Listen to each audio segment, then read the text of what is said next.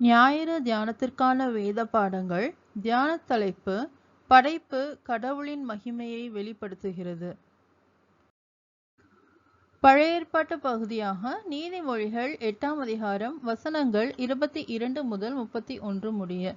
நீதிமொழிகள் 8 வசனங்கள் 22 முதல் 31 முடிய. கர்த்தர் தமது கிரியைகளுக்கு முன் பூர்வ முதல் என்னை தமது வழியின் அனாதியாக கொண்டிருந்தார். பூமி உண்டாகும் முன்னும் ஆதி முதற்கொண்டும் அனாதியாய் நான் அபிஷேகம் பண்ணப்பட்டேன். ஆழங்களும் ஜலம் புரண்டு வரும் ஊற்றுகளும் உண்டாகும் முன்னே நான் ஜனிப்பிக்கப்பட்டேன். மலைகள் நிலை பெறுவதற்கு முன்னும் குன்றுகள் உண்டாவதற்கு முன்னும் அவர் பூமியையும் அதன் வெளிகளையும் பூமியிலுள்ள மண்ணின் திரள்களையும் உண்டாக்கும் முன்னும் நான் ஜனிப்பிக்கப்பட்டேன். அவர் வானங்களை படைக்கையில் நான் அங்கே இருந்தேன். அவர் சமுத்திர விலாசத்தை பட்டணிக்கையிலும் உயரத்தில் மேகங்களை ஸ்தாபித்து சமுத்திரத்தின் ஊற்றுகளை அடைத்து வைக்கையிலும் சமுத்திர ஜலம் தன் கரையை விட்டு மீறாதபடிக்கு அதற்கு எல்லையை கட்டளையிட்டு பூமியின் அஸ்திபாரங்களை நிலைப்படுத்துகையிலும் நான் அவர் அருகே செல்ல பிள்ளையாயிருந்தேன். நித்தம் அவருடைய மகிழ்ச்சியாயிருந்து எப்பொழுதும் அவர் சமூகத்தில் களி கூர்ந்தேன். அவருடைய பூவுலகத்தில் சந்தோஷப்பட்டு மனு மக்களுடனே மகிழ்ந்து கொண்டிருந்தேன் என்பதே. தேவனுக்கே மகிமை உண்டாவதாக.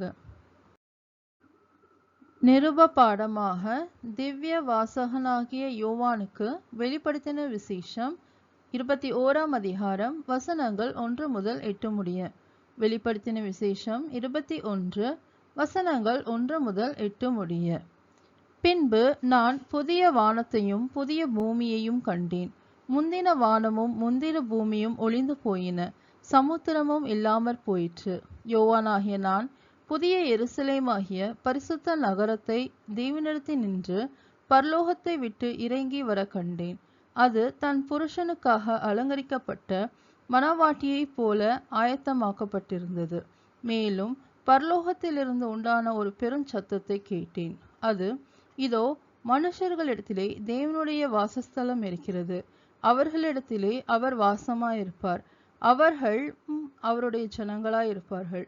தேவன் தாமே அவர்களோட கூட இருந்து அவர்களுடைய தேவனாயிருப்பார். அவர்களுடைய கண்ணீர் யாவையும் தேவன் துடைப்பார். இனி மரணமும் இல்லை, துக்கமும் இல்லை, அலறுதலும் இல்லை, வருத்தமும் இல்லை. முந்தினவைகள் ஒளிந்து போயின என்று விளம்பினது. சிங்காசனத்தின் மேல் வீற்றிருந்தவர், இதோ, நான் சகலத்தையும் புதிதாக்குகிறேன் என்றார்.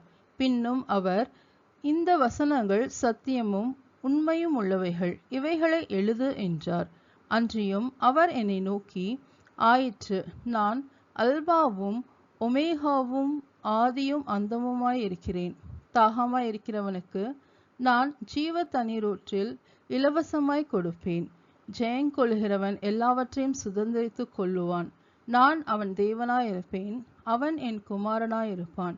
பயப்படுகிறவர்களும் அவிசுவாசிகளும் அருவருப்பானவர்களும் கொலைபாதகரும் விபச்சாரக்காரரும் சூனியக்காரரும் விக்கிரக ஆராதனைக்காரரும் பொய்யர் அனைவரும் 2ஆம் மரணமாகிய அக்கினியும் கந்தகமும் எரிகிற கடலிலே பங்கடைவார்கள் என்றார் என்பதே. தேவனுக்கே மகிமை உண்டாவதாக. சுவிசேஷ பாடமாக லூக்கா எழுதின சுவிசேஷம் 8ஆம் அதிகாரம் வசனங்கள் 22 முதல் 25 முடிய. லூக்கா 8 வசனங்கள் 22 முதல் 25 முடிய. பின்பு ஒரு நாள் அவர் தமது சீஷரோடும் கூட படவில் ஏறி கடலின் அக்கறைக்கு போவோம் வாருங்கள் என்றார். அப்படியே புறப்பட்டு போனார்கள். படவு ஓடுகையில் அவர் நித்திரையாயிருந்தார்.